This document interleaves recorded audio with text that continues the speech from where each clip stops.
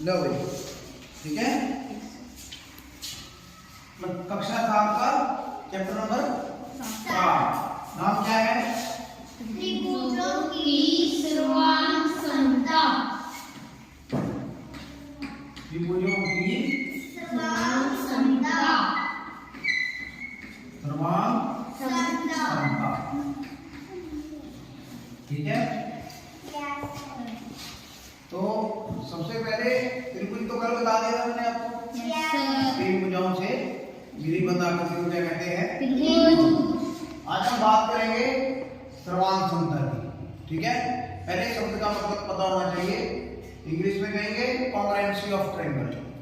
Congruency of triangle, त्रिभुजों की सर्वांग समता, यानी कि दो त्रिभुजों को हम कॉन्ग्रुएंस कैसे प्रूव करेंगे, कैसे सिद्ध करेंगे कि वे दोनों त्रिभुज जो है एक दूसरे के सर्वांग सम है या नहीं।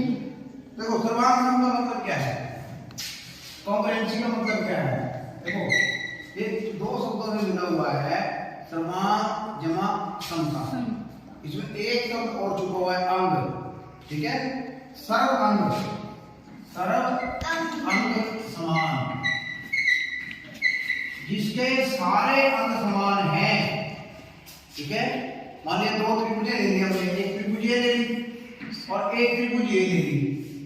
इन दोनों त्रिभुजों के यदि सारे अंग समान हैं, सारे अंग कौन से हो गए? इसमें तीन तो कोण हो गए और साथ में तीन क्या होगी? भुजाएं, ठीक है। देखो अगर तीन भुजाएं और तीनों कोण एक त्रिभुज के किसी दूसरे त्रिभुज के समान है तो हम कहेंगे कि इसके सारे अंग समान हैं। ये सारे अंग मुझे समान दिखाने हैं, ठीक है। तभी उसको क्या कहेंगे? दोनों त्रिभुज के आपस में सर्वांग समता। तो सर्वांग समता का मतलब समझिए भाई, त्रिभुज के एक त्रिभुज के सारे अंग दूसरे त्रिभुज के समान, उसे क्या कहेंगे हम? सर्वांग सम, ठीक है। अब देखो सर्वांग सम कैसे कहेंगे उसको, ठीक है।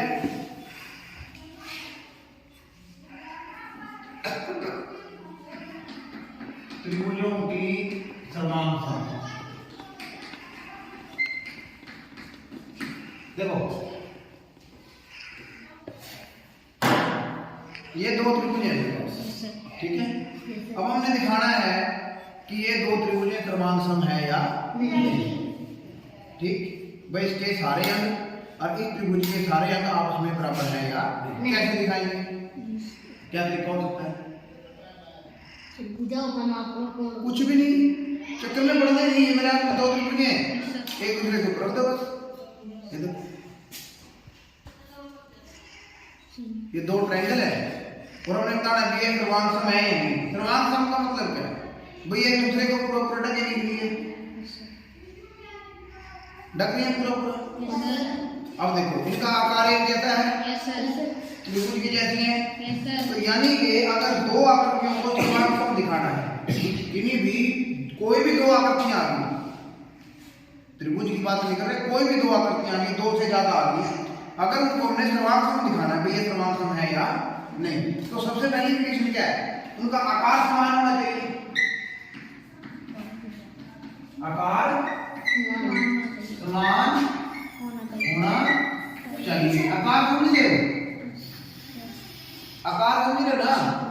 अब ये देखो ये त्रिभुज है, अब त्रिभुज को तुम ये कहो ये मैच है हमारा, ठीक है। या कैसे आयताकार है, अब ये कैसे आयताकार है, ये त्रिभुज है, क्या ये सर्वांग सम है? क्या एक दूसरे को पूरा पूरा ढक रहे हैं? No sir. तो पहली कंडीशन तो यही है कि वो दिखने में क्या होना चाहिए? समान, एक जैसे होने चाहिए। भाई त्रिभुज है तो त्रिभुज होनी चाहिए, चतुर्भुज है तो चतुर्भुज होनी चाहिए। ये नहीं है कि त्रिभुज को चतुर्भुज के साथ दिखाएं। पहली कंडीशन तो ये है जिन दो वस्तुओं को या दो से अधिक वस्तुओं को सर्वांग सम दिखा रहे हैं तो वो आकार में एक जैसे दिखने चाहिए। पहली कंडीशन समझ में आ गई? Yes sir. दूसरी बात, दोनों का माप एक जैसा होना चाहिए। दोनों का माप, माप मतलब एरिया, माप मतलब एरिया, दोनों का माप समान, दोनों का माप समान। दोनों का माप समान होना चाहिए। अब ये नहीं है भाई ये भी त्रिभुज है सर जी और ये भी त्रिभुज है, ये तो सर्वांग सम है, आकार तो दोनों का एक जैसा है जी। भाई देखो इसका भी आकार त्रिभुजाकार है, इसका भी आकार त्रिभुजाकार है, जब ये तो सर्वांग सम होगी। नहीं, आप रख के देखो, रख के देखो, ये एक दूसरे को पूरा पूरा कवर ही नहीं कर रहे। अकेला आकार से बात नहीं बनेगी, उसके साथ साथ क्या होना चाहिए, एरिया। भाई जितना इसका एरिया है उतना ही इसका एरिया होना चाहिए। अब इस त्रिभुज का एरिया और इस त्रिभुज का एरिया समान है। अब आपको बताओ, आपको दिख रही है दूसरी त्रिभुज का है, देखो पूरा पूरा इसको कवर कर लिया। अब पता ही लग रहा है कि एरिया दो है, क्योंकि एरिया क्या है, दोनों का समान है। तो किसी भी आकृति को अगर आपने सर्वांग सम दिखाना है तो आपको वहां दो कंडीशन पता होनी चाहिए। भाई कोई भी दो वस्तुएं तभी सर्वांग सम होंगी यदि उनका आकार एक जैसा हो और उनका क्षेत्रफल एक, ठीक है। दोनों का अगर क्षेत्रफल बराबर होगा और दोनों का आकार समान होगा तो हम कहेंगे कि दोनों वस्तुएं क्या हैं, सर्वांग सम है। अब सर्वांग सम के एग्जांपल देखो, एग्जांपल कौन कौन है सर्वांग सम के, हम डेली देखते हैं। देखो ये देखो अपने दोनों हाथ एक दूसरे के सर्वांग सम है, ये देखो आकार एक जैसा है, यस सर, क्षेत्रफल भी बराबर है, यस सर, पूरा पूरा कवर करना है, यस सर, ठीक है। साइकिल के दोनों पहिए देखो आप, घोड़ा अगले वाला पहिया भी पीछे, सर्वांग सम है। Yes sir. बहुत से ऐसे एग्जाम्पल हैं, ठीक है, जहां पे हम देख सकते हैं कि ये दोनों वस्तुएं क्या हैं आपस में सर्वांग सम, अगर उसका कार्य में कंडीशन आकार और क्षेत्र, ठीक है। तो अगर ये दोनों चीजें वहां पे लागू होती हैं तो हम कहेंगे कि दोनों वस्तुएं क्या हैं आपस में सर्वांग सम है। लेकिन अब बात किसकी कर रहे हैं, अब त्रिभुज की। भाई दो त्रिभुजें सर्वांग सम कब होंगी, अब इसको कैसे दिखाना, देखो अब आपको कोई दो त्रिभुजें मिल गई, अब आपको दोनों त्रिभुजों को आपने क्या दिखाना है, भाई वो दोनों त्रिभुजें आपस में सर्वांग सम है या नहीं। अब एक पहला तरीका तो क्या है, देखो मैंने कहा भाई दो त्रिभुजों को सर्वांग सम दिखाओ, तुम्हारे पास दोनों त्रिभुजें हैं, ठीक है, ये ऐसे रख दी, लो ये दो की सर्वांग सम, ठीक, क्योंकि ये तो फिजिकली थी, हमारे हैंड में है, हाथ में हमारे, हमने रख के देख लिया भाई सर्वांग सम है या नहीं। लेकिन अगर वो कॉपी के ऊपर बनी हुई है, आपके एग्जाम पेपर के अंदर बनी हुई है, पेपर में क्वेश्चन आ गया भाई दोनों त्रिभुजों को दिखाओ कि ये सर्वांग सम है या नहीं, शो करो कि दोनों ट्रायंगल जो है कॉन्ग्रुएंस है या नहीं, पेपर में से तो आप निकाल नहीं सकते उसको फाड़ के, तो वहां पे तो कुछ नियम चाहिए, ठीक है। अगर हमारे पास फिजिकली मतलब ना हो, कॉपी के ऊपर बनी हो, क्योंकि तो 2 डायमेंशनल होती है, कॉपी के अंदर बनी होती है पेज के ऊपर, तो उसको आपने कैसे दिखाना है कि वो सर्वांग सम है या नहीं। अब सर्वांग सम हमने कहा जिसके सभी अंग समान है। अब हम 6 के 6 अंग तो समान दिखाने से रहे, पेपर में आ गया, कंपटीशन एग्जाम में आ गया, कॉपी पे सॉल्व कर रहे हैं, अगर हम ऐसे 6 अंग उसके इक्वल दिखाने लगे तो सवाल तो बहुत लेंथी हो जाएगी। तो इसी जो ये दिक्कत है, इसी को खत्म करने के लिए कुछ नियम बनाए, उन कुछ नियमों को हम समझेंगे, कैसे उन नियमों का प्रयोग करके हम ट्रायंगल को बिना छुए ये बता सकते हैं कि वो दोनों ट्रायंगल आपस में कॉन्ग्रुएंस है या नहीं, सर्वांग सम है या नहीं। तो उनमें देखो पहला नियम है ट्रिपल एस। कौन सा नियम है? Triple S. देखो एस एस एस, ये एस मतलब साइड है, साइड में मतलब भुजा, ठीक है। तो किससे लिया है ये? साइड, साइड और साइड, ठीक है। ये पहला रूल है। अब इस रूल में क्या करना है, वो कहता है कि एस एस एस, इस नियम के द्वारा हम ये बता सकते हैं कि एक त्रिभुज दूसरे त्रिभुज के सर्वांग सम है या नहीं। बड़ा सिंपल है। देखो त्रिभुज के 6 अंग होते हैं, 3 कोण और 3 भुजाएं। 6 अंग होते हैं ना, 3 कोण और 3 भुजाएं। कौन कौन है छोड़ दिए, क्या उठा लिया हमने वहां से सिर्फ तीनों भुजाएं उठा ली। अगर आप क्या करो, एक त्रिभुज की तीन भुजाएं, किसी एक त्रिभुज की तीन भुजाएं किसी दूसरे त्रिभुज की तीन भुजाओं के बराबर दिखा दो आप, ठीक है, तो ऐसे नियम से दोनों के दोनों त्रिभुज यानी ट्रायंगल क्या बन जाएंगी, कॉन्ग्रुएंट हो जाएगी, क्रमानुसार हो जाएगी। Clear point? देखो कैसे।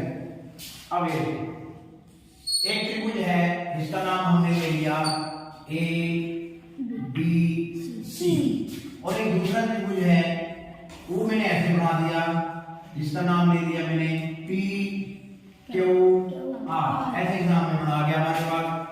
ये साइड 5 सेंटीमीटर है, 4 सेंटीमीटर है, 6 सेंटीमीटर है, 4 सेंटीमीटर है, 6 सेंटीमीटर है और 5 सेंटीमीटर। अब आपको ये तो पता लग गया, बीच में तीन भुजाएं हैं, 4, 5 और 6, इसमें भी तीन भुजाएं हैं, 4, 5 और 6। अब ये वाली तो इसके बराबर है, यानी ये साइड हमने इस साइड पे रखनी है, ये वाली 6 इस पे रखनी है और ये 4 इस पे रखनी है। अगर ऐसे रखने से पूरा पूरा कवर कर गई तो हम दोनों को कहेंगे सर्वांग सम है, कॉन्ग्रुएंट है, ठीक है। देखो कैसे करना है पेपर में। अब आपने देखो इधर वाली जो त्रिभुज है ए बी सी, ठीक है, ए बी सी में जो ए बी भुजा है, ठीक है, वो कितने सेंटीमीटर है, 5। उधर से 5 सेंटीमीटर कौन है, क्यू आर, वेरी गुड, ठीक है। ये कितने सेंटीमीटर है, 5 सेंटीमीटर। अगली साइड कौन सी ले ली आपने, बी सी, कितने सेंटीमीटर है, 4 सेंटीमीटर। उधर से 4 कौन है, आरबी, कितने सेंटीमीटर आ गई, 4 सेंटीमीटर। इधर से एसी कितना है, 6 सेंटीमीटर, और 6 कौन है, क्यू, वो कितना है, 6 सेंटीमीटर। अब देखो तीनों भुजाएं बराबर आ गई नहीं, नियम बन गया, कौन सा नियम बन गया, एस एस नियम से जो त्रिभुज है, कौन सी त्रिभुज, ए बी सी, त्रिभुज ए बी सी क्या है। देखो मैंने दो बातें बताई थी भाई, कोई भी दो आकृतियां सर्वांग कब होंगी, कोई भी दो आकृति सर्वांग कब होगी, दो बातें बताई थी। पहला क्या बताया था उसका, आकार, भाई दिखने में कैसी होनी चाहिए, और दूसरा क्या बताया था उसका, माप मतलब क्षेत्रफल, एरिया। जब बराबर का निशान आ गया बीच में, इसका मतलब उनका क्षेत्रफल क्या है, समान है। और ये जो निशान है ये वाला, ये जो मैंने लहर सी बनाई है, ठीक है, ये किसका लिए है, इसका मतलब है कि आकार एक जैसा है, ठीक है, और इसका मतलब है क्षेत्रफल एक जैसा है। तो बन गई नहीं दोनों आपस में, तो हो जाएंगे सर्वांग सम। अब ये इसको संकेतिक रूप बोलते हैं, सिंबॉलिक फॉर्म, संकेतिक रूप है ये, आगे लिखना आना चाहिए। अगर पेपर में ये लिखा मिल गया तो हमारा तो आधा सवाल खत्म हो जाता है। अब ये देखो ए को किसके ऊपर रखोगे आप, अब यहाँ तो तीन ऑप्शन है, क्यू भी है, आर भी है, पी भी है, किस पे रखेंगे ए को, अब ए उसको देखो जो भी सिंपल है, 5 और 6 के बीच में है, 5 और 6 के बीच में कौन है, क्यू। बचा कौन, बी कहां पे है, और यहाँ पे कौन है, और रह गया उसको छोड़ने के लिए। ये आपका संकेतिक रूप ठीक है तो आपका पूरा सवाल ठीक माना जाएगा। अगर ये गलत कर दिया तो इसको कोई फायदा नहीं। आप यहाँ से टुकड़े करके देख लो, पहला टुकड़ा ए बी, उधर से अरे क्या हुआ, अरे क्या आज जो लिखा हुआ है तब भी कोई दिक्कत नहीं होगी।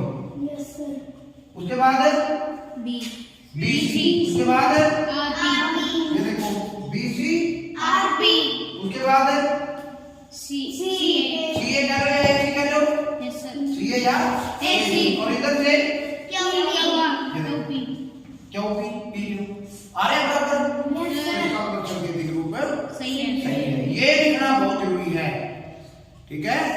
संगत भाग जो ऊपर आने चाहिए, इसका मतलब ये है, मतलब कांग्रेस भाग कम ऑन दी कांग्रेस भाग, मतलब समान कोरस्पॉन्डिंग एक दूसरे के ऊपर आने चाहिए। ऐसा नहीं है कि इसको उठा के इसको रख के इसको उठा कर, देखो ये देखो मैं आपको बताता हूँ, ये देखो ये दो त्रिभुज हैं, दोनों क्या है आपस में सर्वांग सम है, इसके सभी भाग में बराबर है। लेकिन अगर हम सही भाग को अगर इस नीचे वाली साइड को नीचे वाली पे ना रखे, हम इसको ऐसे रख दे, क्या ये सर्वांग सम है? नो सर, सर्वांग सम है लेकिन फिर भी नहीं है। क्यों नहीं है? क्योंकि हमने संगत भाग को संगत भाग के ऊपर नहीं रखा। जो लाइन जिस लाइन पे आनी थी नहीं रखा, जो शीर्ष जिस शीर्ष पे आना था नहीं रखा। सर्वांग सम होते हुए भी सर्वांग सम नहीं लग रहे। अब ये देखो, लेकिन जैसे हम इसको रखते हैं ये दोनों क्या हो जाते हैं? सर्वांग सम। अब ये देखो, अभी हमने देखा भी हमारे दोनों हाथ क्या है? सर्वांग सम। अब देखो समान जो संगत भाग है, संगत भाग पे रखा, अंगूठे पे रखा, ठीक है। इसको रिंग फिंगर को रिंग फिंगर पे रखा, बड़ी उंगली को बड़ी उंगली पे रखा, ठीक है। अनामिका को नामिका पे रखा, तर्जनी को इस पे रखा, सभी को सबके ऊपर रखा है। बंद कर लेंगे जब भी एक देखो सर्वांग सम। अगर ऐसे करते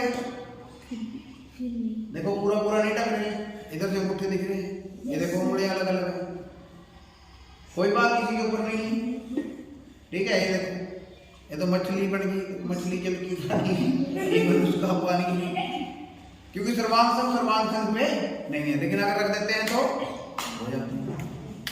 तो बात समझ में आई? Yes sir. ये सबसे इम्पोर्टेंट ये चीज है कि लिखना आना चाहिए, ठीक है। इसको संगत त्रिभुज बोलते हैं।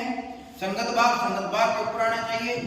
त्रिभुज को बार बार उठा के देखने की जरूरत नहीं है, आपको नियम पता होना चाहिए। अगर आपके पास किसी त्रिभुज के अंदर ये तीनों साइड दे रखी हैं, दूसरे त्रिभुज में भी तीनों साइड दे रखी हैं, बस आप ये मिलान कर लो भी इसमें जो तीन साइड है और इसमें जो तीन साइड है वो इक्वल है या नहीं। अगर वो इक्वल है तो वो सर्वांग सम हो जाएगी, और संगत भाग को संगत भाग के ऊपर लिख दो। अगर नहीं है तो वो सर्वांग सम नहीं है, ठीक है भाई। पहला नियम समझ में आ गया? Yes sir. नियम नंबर 2, ठीक है। ज्यादा बदलाव नहीं है, थोड़ा सा चेंज होगा इसमें। चेंज क्या होगा भाई? अगला नियम आ जाता है। अब आपको पता है त्रिभुज में कोण भी होते हैं। Yes sir. अभी तो तीनों भुजाएं पढ़ दी हमने, अभी हम क्या पढ़ेंगे? अभी कोण वाला लेके आएंगे, ठीक है। नियम नंबर 2 देखो, एस ए एस, ठीक है। एस ए एस, ठीक है। एस मतलब साइड, ए मतलब एंगल, और एस मतलब साइड, ठीक है भाई। क्या कह रहा है नियम? देखो बोर्ड पे ध्यान, एस आ गया, फिर ए आ गया, फिर एस आ गया, ठीक है। यानी कि भुजा कोण भुजा नियम, भुजा कोण भुजा नियम, ठीक है। दो भुजाओं के बीच में कौन फंस गया आगे? कौन फंस गया आगे? कोण फंस गया, एंगल फंस गया बीच में। यदि एक त्रिभुज की दो भुजाएं और उनके बीच का कोण, यदि एक त्रिभुज की दो भुजाएं और उनके बीच का कोण किसी अन्य दूसरे त्रिभुज की दो भुजाएं और बीच के संगत कोण के, देखो संगत बोला उसने भाई, संगत कोण के बराबर है, तो हम ये कहेंगे कि दोनों त्रिभुजें एक दूसरे के सर्वांग सम हैं, ठीक है ना? Yes sir. Clear point? Yes, sir. Two side and there one angle, अगर उनके बीच का एंगल और दो भुजाएं यानी दो साइड किसी दूसरे त्रिभुज के बीच के एंगल, दो भुजाएं और बीच के कॉरस्पॉन्डिंग एंगल के इक्वल है, तो हम कहेंगे दोनों त्रिभुजें वहां पे कॉन्ग्रुएंट हैं, ठीक है। एग्जांपल देखते हैं, क्लियर हो जाएगा। हमने दो त्रिभुज ले लिए हैं, क्या नाम रखे? ए बी सी, और दूसरी त्रिभुज है पी क्यू आर। बोर तो नहीं हो रहे? समझ में आ रहे हैं? Yes sir. क्लियर है पॉइंट? Yes, yes sir. त्रिभुज सी और पी क्यू आर। कोई भी दो भुजाएं ले लो, कोई भी ले लो। मान लेते हैं 4 सेंटीमीटर है और ये 5 सेंटीमीटर है।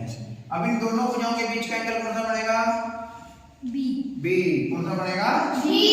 मान लेते हैं कितने डिग्री का है? 4 डिग्री का है। इधर से आप कोई भी ले सकते हैं दो भुजाएं। ये 4 सेंटीमीटर है और ये 5। तो बीच का एंगल कितना है? पी 4। तो उसी तरह लिखेंगे जैसे पहले लिख रहे थे। ए बी भुजा, कौन सी भुजा? A B. किसके बराबर है उधर से? P Q. कितने सेंटीमीटर? 4 देखो पहले भुजा ले ली, अब क्या लेंगे? कोण। एंगल लेंगे। एंगल कितना है यहाँ पे? बी। उधर से पी कितने डिग्री? 50 डिग्री। ठीक है। और अगली भुजा कौन सी आ गई? B C. और से उधर से कौन सी आई? P R. कितने सेंटीमीटर? 4। ठीक है। अब ये देखो एस आ गया, ए आ गया, एस आ गया। तो बाय एस ए एस से त्रिभुज, कौन सी त्रिभुज? एबीसी। उसके बाद किसका निशान आएगा? सर्वांग समका। किसके संगत होगा? देखो आप सोच के बोलो एक एक करके। ए किसके इक्वल उधर से बताओ। ढूंढो। बी के सर। गलत। बी के कैसे आ जाएगा? बी में तो 50 का है, ए में तो कोई कोण ही नहीं दे रखा उधर से। ए जो है 4 सेंटीमीटर और इस खाली भुजा के बराबर है। यहाँ पे देखो ए यहाँ पे आया ना, ये तो देखो इतनी होगी खाली और 4 कौन सी होगी? ये वाली। ये 4 होगी, ये खाली होगी। तो ए के लिए कौन बचता है यहाँ? क्यू। ए के लिए कौन बचता है? क्यू। बी पे कितने का है? 50 कहाँ पे है? पी पे। यहाँ बच गया कौन? आर जो खाली के बीच में और इधर से सी है। सी के कोर्सपोंडेंस आ गया। हाँ, तो यहाँ से आपकी बन गई त्रिभुज एबीसी सर्वांग समबाहु त्रिभुज Q P R. P Q are नहीं लिख सकते? देखो क्यू पी आर लिखेंगे। टुकड़े करके देखो। पहला टुकड़ा इधर से देखो आ रहा है। Yes sir. ए बी और क्यू पी कितने क्यू पी? बी के इक्वल पी। देखो बी के इक्वल पी। और इधर से ए सी बी सी लेना अपना, जो ये बी सी रहा और इधर से पी आर। तो ये था नियम नंबर 2। ठीक है। Yes sir. दो भुजाएं और उनके बीच का कोण यदि किसी दूसरे त्रिभुज की दो भुजाएं और बीच के संगत कोण के बराबर है तो एस ए एस नियम से हम कहेंगे कि दोनों त्रिभुजें क्या है? यहाँ पे सर्वांग सम है। क्या कहेंगे? दोनों त्रिभुजें यहाँ से सर्वांग सम है। तीसरा नियम पढ़ते हैं फटाफट। 2 नियम हो गए, 2 रह गए बस। बहुत आसान एक्सरसाइज है, कुछ नहीं करना है इसमें आपने, बस आपने क्वेश्चन को ध्यान से पढ़ना है और कुछ नहीं है इसमें। अब हम करेंगे ए एस। देखो भाई ए एस ए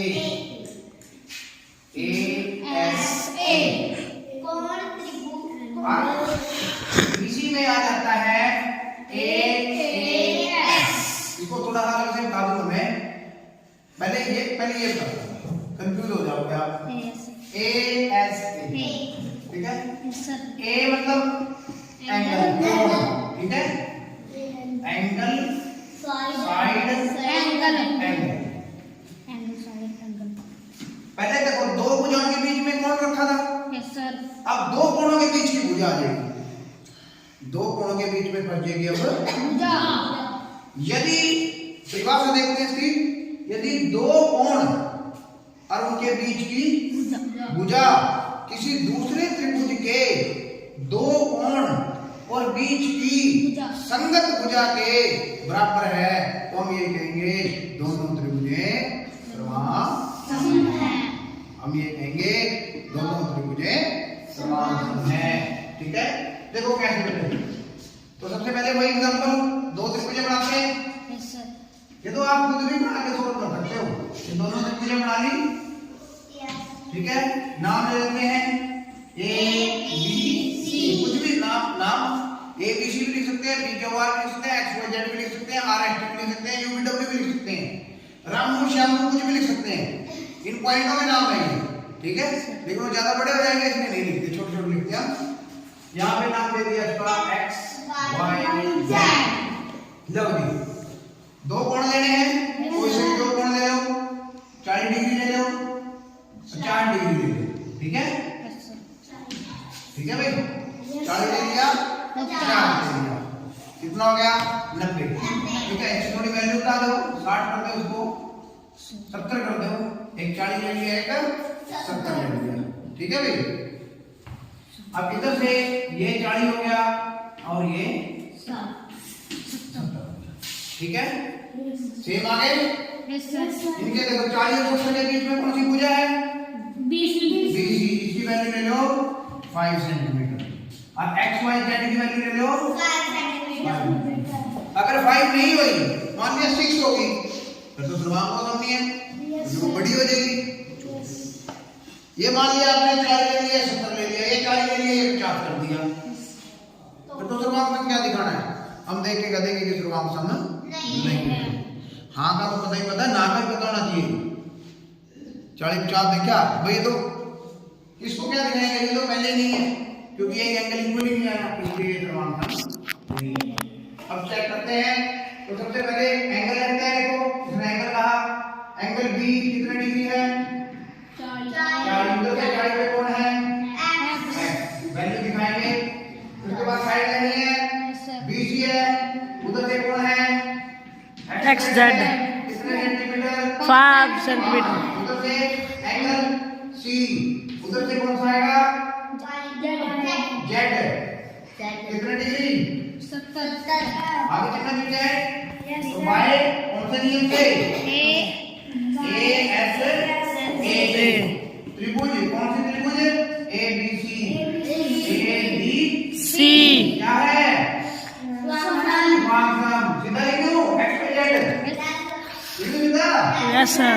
लिख दूं? अच्छा, सीधा लिख दे। यहाँ बैठ कर रहे हो, और ठीक है वैसे ABC ध्रुवांक होगी XYZ। चलो चेक कर लेते हैं। अगर एक को लेंगे तो एंगल की बात होगी, एंगल A किस पे इक्वल आएगा? X पे तो 40 डिग्री है, E पे तो है ही नहीं।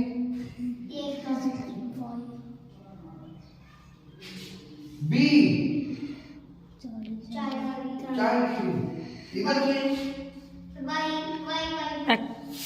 ये तो वही काम कर दिया तुमने। ध्रुवांक सम तो थी, लेकिन तुमने तो उसको ऐसे रख दिया। तभी तो मैं कहता हूँ संकेतिक रूप को बहुत सोच समझ के देखिए, क्योंकि अगर ये गलत है तो सवाल ही गलत है भाई। ए जो है खाली है, यहाँ भी खाली है, तो यहाँ पे y आना चाहिए था। B पे 40 है, यहाँ 40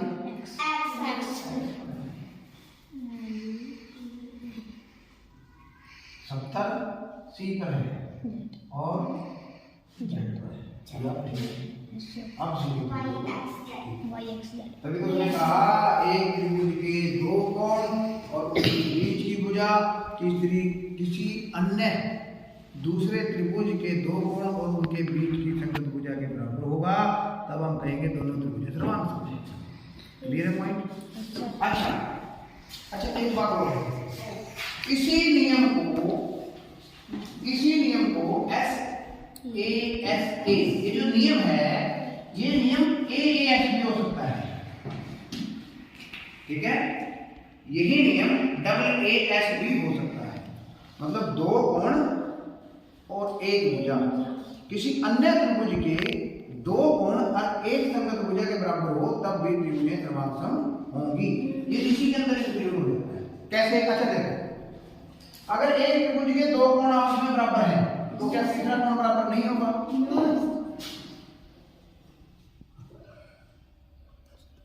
अगर एक त्रिभुज के दो कोण दूसरी त्रिभुज के अन्य दो कोणों के बराबर हैं, क्या इस तीसरे कोण की वैल्यू और इस कोण की वैल्यू समान नहीं होगी? त्रिभुज के तीनों कोणों का टोटल जोड़ कितना होता है? 180 होता है। 180 में से 40 घटा दो, 140 रहेंगे। 140 में से 70 और उड़ा दो,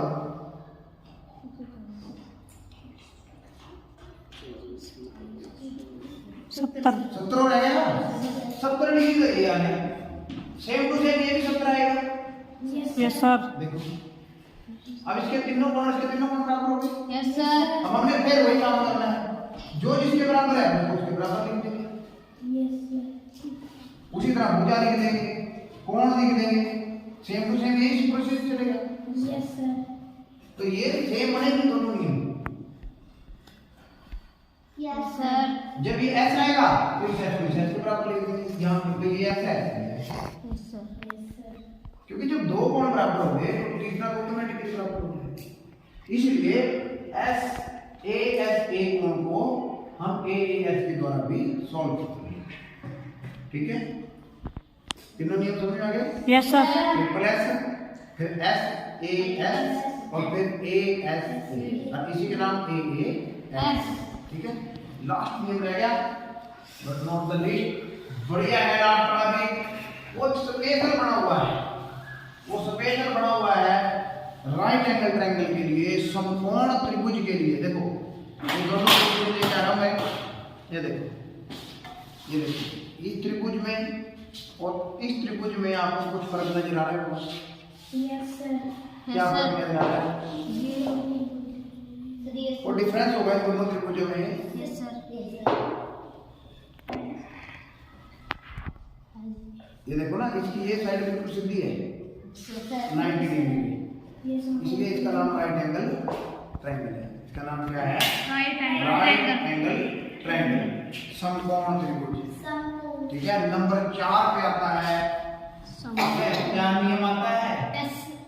है जी है भाई एस RHS नियम।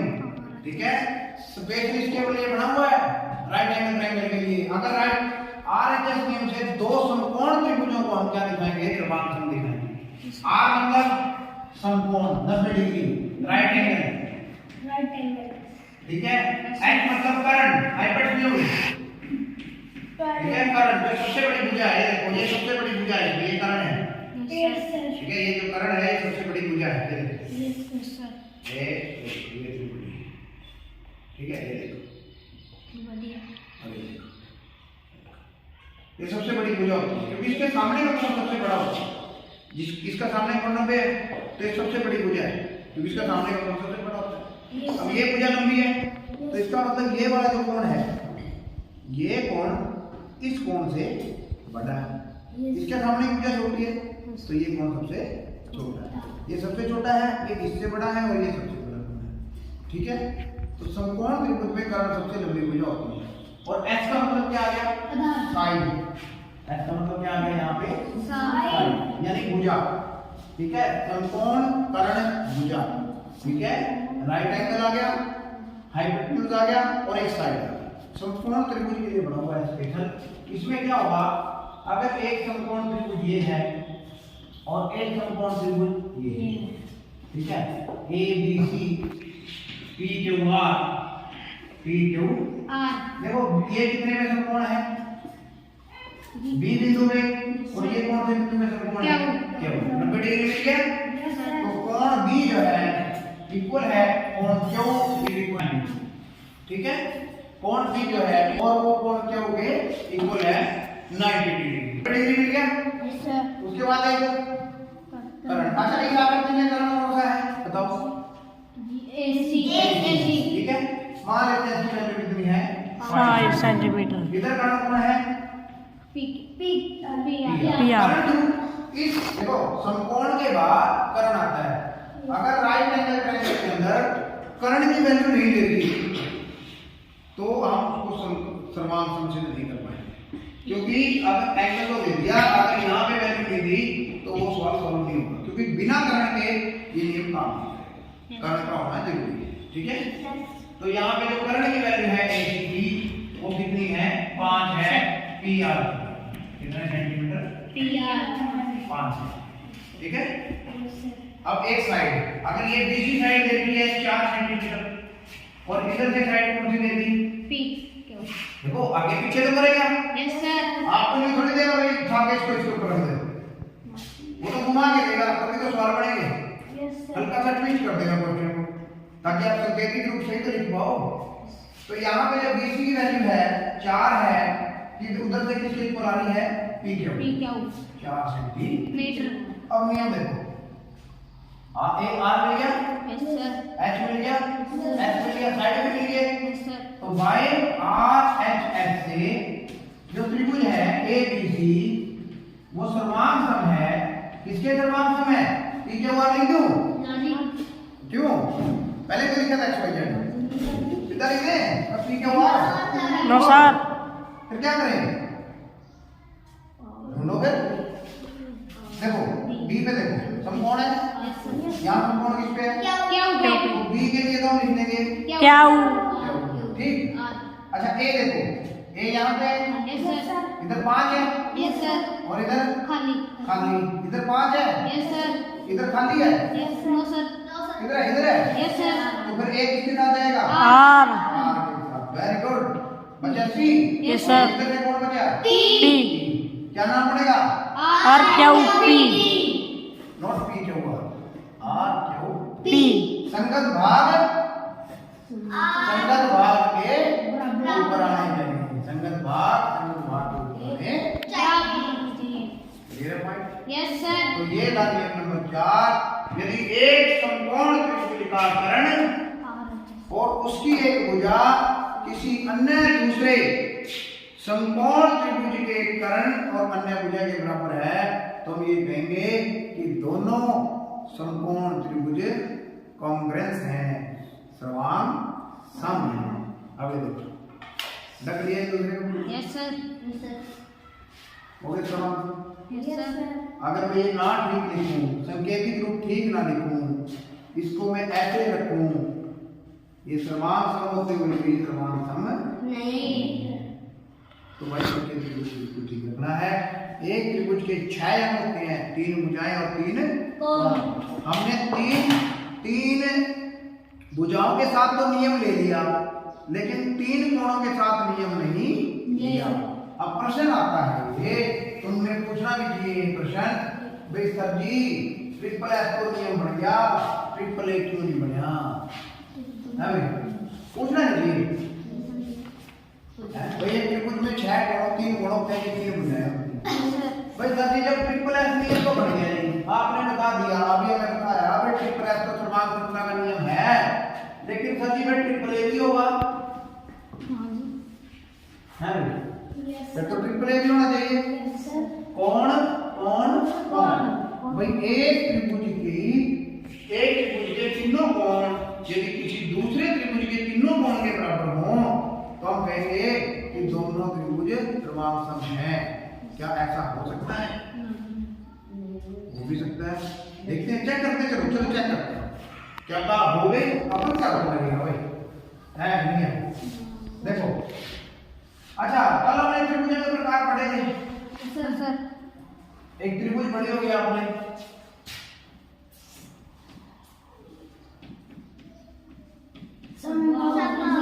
Yes, sir. Equilateral triangle Yes, sir.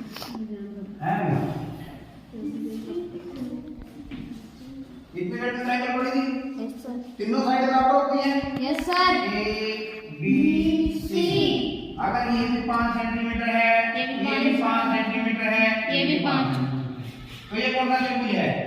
समबाहु समबाहु त्रिभुज। Yes, इसको sir. क्या बराबर? Yes, sir. अच्छा ये एक त्रिभुज बनाई मैंने पी क्यू आर, इसकी ये भुजा 8 सेंटीमीटर है, ये भुजा भी 8 सेंटीमीटर है, ये भुजा भी 8 सेंटीमीटर है। इस त्रिभुज की तीनों भुजाएं 5 सेंटीमीटर, इस त्रिभुज की तीनों भुजाएं 8 सेंटीमीटर। अच्छा इस त्रिभुज का नाम बताओ, सोच में पड़ गए, इसका नाम बताओ। समबाहु और त्रिभुज. इसका समबाहु त्रिभुज. ये भी इक्विलेटर है, ये भी इक्विलेटर है, दोनों ही समबाहु त्रिभुज हैं। Yes, sir. अच्छा दोनों बराबर है, क्षेत्रफल बराबर है, आकार बराबर है, आकार तो बराबर है, ये भी त्रिभुज है, ये भी त्रिभुज है भाई। आकार तो एक जैसा है। ये सिंबल किसका था? आकार का ही था। दिखने में ये जैसे लगते हैं नहीं है भाई? Yes sir. दोनों ही बाल लग रहे हैं आपस में। तो ये भी बाल हुआ, ये भी बाल हुआ, दिख तो एक जैसे रहे हैं। ये छोटा बाल हुआ है, ये बड़ा। ठीक है तो बहुत त्रिभुज। अच्छा, कल मैंने बताया था समबाहु त्रिभुज का प्रत्येक कोण कितने डिग्री का होता है? बताओ। 60 डिग्री का। Yes sir. Very good. अच्छा, इसका प्रत्येक कोण कितने डिग्री का होगा?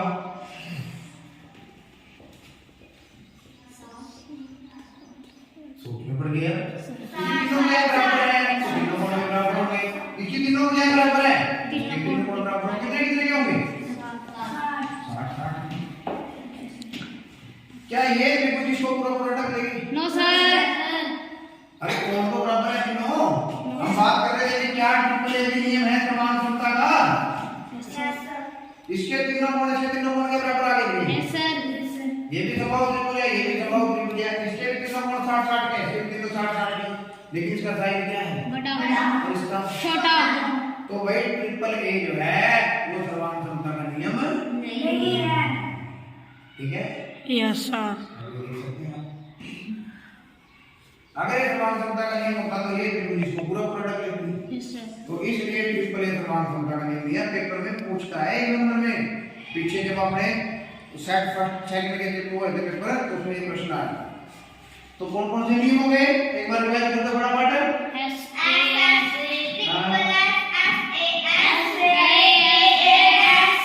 इसी का नाम क्या रख दिया था भाई? और लास्ट वाला शेष था ठीक है? ये ट्रिपल ए का नियम है। समझ में आया? सवाल समझ में आए? समान समता के समझ में आए? कोई दिक्कत?